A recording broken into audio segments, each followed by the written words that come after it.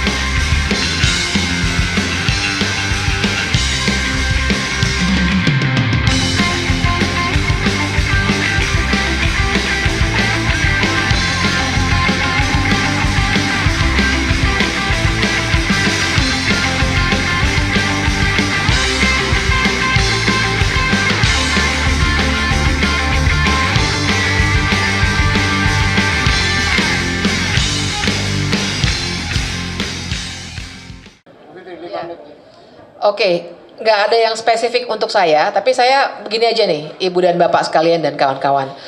Jadi, ketika kita menganalisis persoalan saat ini, ada aspek hukumnya, kita kan perlu tahu dulu kira-kira petanya seperti apa, dan itu yang tadi kita lakukan. Tapi saya setuju sekali bahwa, oke, abis ini kita bergerak bareng-bareng. Tapi saya juga ingin ngajak Ibu dan Bapak memikirkan ulang, apa itu sebenarnya gerakan sosial? Maksud saya adalah kalau kita benar-benar cuma bilang oke, kita harus ada rapat akbar di mana semua orang yang mau melawan hadir, nanti dulu deh. Apakah kita semua sudah turun ke bawah semuanya? Apakah misalnya saya salut dengan ibu-ibu Bu Kurnia tadi ya. Nah, misalnya ibu-ibu sudah kumpul di Solo, kumpul bareng meninggalkan dapur, itu contoh konkretnya. Ibu-ibu, bapak-bapak, kawan-kawan, kita nggak akan bisa membangun gerakan sosial kalau kita cuma marah-marah. Harus action. Tapi actionnya jangan nunggu sampai ada rapat akbar yang besar sekali. Dan menurut saya juga nggak usah nunggu sampai ada momentum seperti 22 Agustus yang lalu. Semuanya bisa bergerak masing-masing.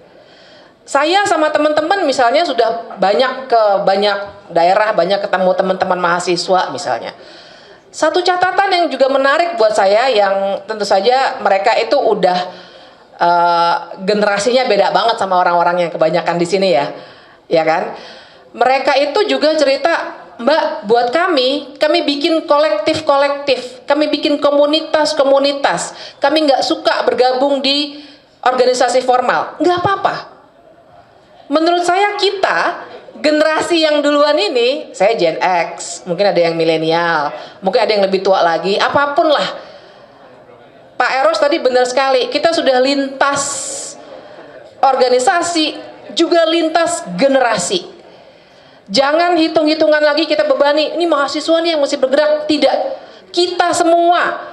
Kalau semuanya masih punya akal sehat, masih punya kompas moral yang benar, kita semua yang harus bergerak masing-masing. Jadi kita hari ini memang barangkali sebuah awalan, makanya dikasih tugas oleh Mas Lukas. Saya bahasnya ini, yang lain bahasnya yang lain. Mas Roy bahasnya detail soal Fufu Fafa.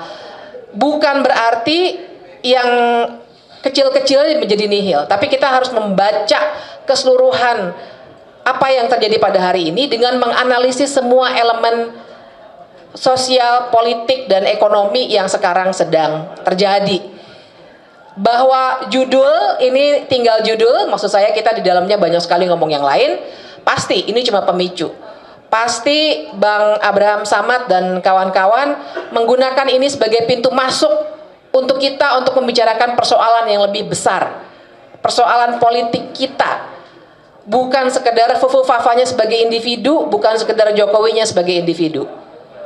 Kita lagi membicarakan ke depannya, kita bangun gerakan sosial ini, kita mau bawa kemana? Nggak terkunci hanya dengan prosedur impeachment atau pemakzulan, nggak terkunci hanya dengan prosedur di pengadilan, tapi yang terpenting adalah kita rawat kegelisahan ini dan kita gerakkan, kita ubah energi kemarahan ini dari sekedar ngobrol-ngobrol di sini menjadi suatu gerakan yang lebih besar.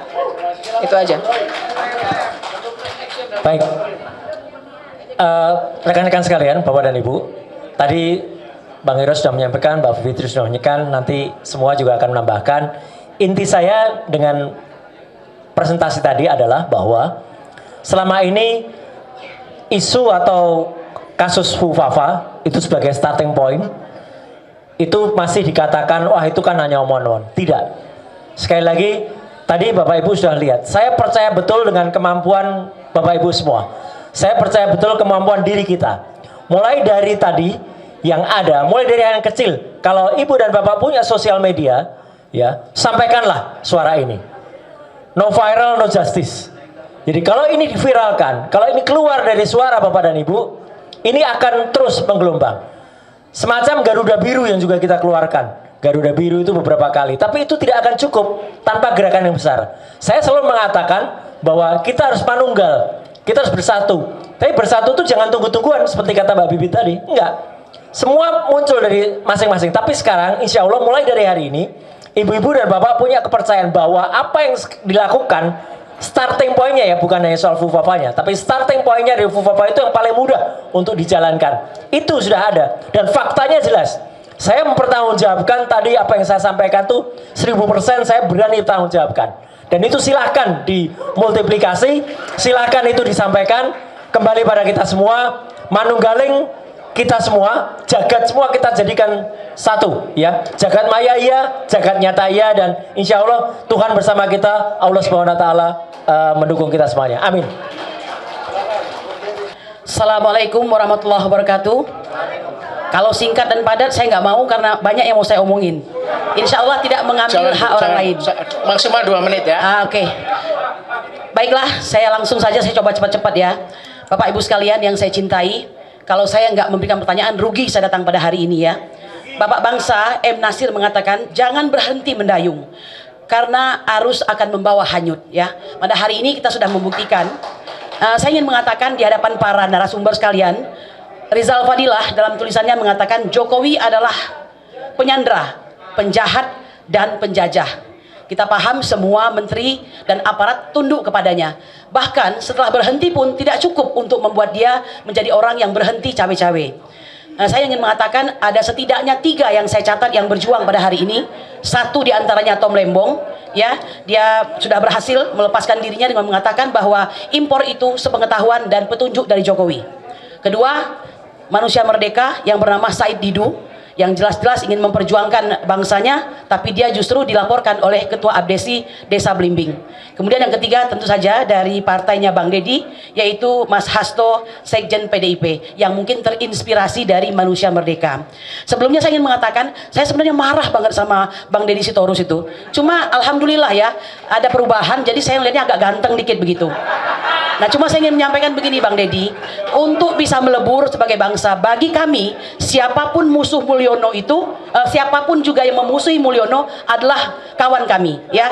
Kalau PDIP sudah masuk dalam perjuangan, tanda barang itu akan segera kelar begitu ya. Itu harapan kami. Cuma mohon maaf, saya harus jujur ya, karena kita ini orang-orang yang insya Allah baik ya, karena ini cuma jalannya untuk melebur itu. Ada perbedaan katakanlah prinsip di antara kita, tapi hari ini siapa sangka kita bersatu. Saya ingin mengatakan begini ya, kepada ibunda kami yang tercinta Ibu Megawati, masalah ini sebenarnya nggak sulit-sulit amat itu. Gampang. Bagaimana caranya? Ada kejujuran dari pihak Megawati yang dalam hal ini PDIP untuk menyatakan secara nyata bahwa Joko Widodo adalah penjajah, penyandera, dan penjahat. Bahwa PDIP terus terang saja menyesal telah 2 periode menjadi kuda tunggangannya. Betul? Ya, saya kira begitu. Itu harus ada. Karena kalau tidak ada, nggak bisa. Sedangkan selama ini yang kami lihat, ya mohon maaf masih omon-omon nih, ya posisinya itu. Ya, sabar. Ya, jadi masih omon-omon. Kalau kita bicara agak serius, masih di tataran ini aja nih. Jadi jangan begitu. Seperti kata Pak Nasir lagi, bahwa jangan mengira kita sudah berada di tepi pantai. Justru kita ini masih di tengah arus, ya. Sedikit lagi, Pak. Namanya siapa, Bu? Kurnia, Pak. Kurnia. J. Satu lagi, Pak. Bang Dedi, kami sudah memulai ya.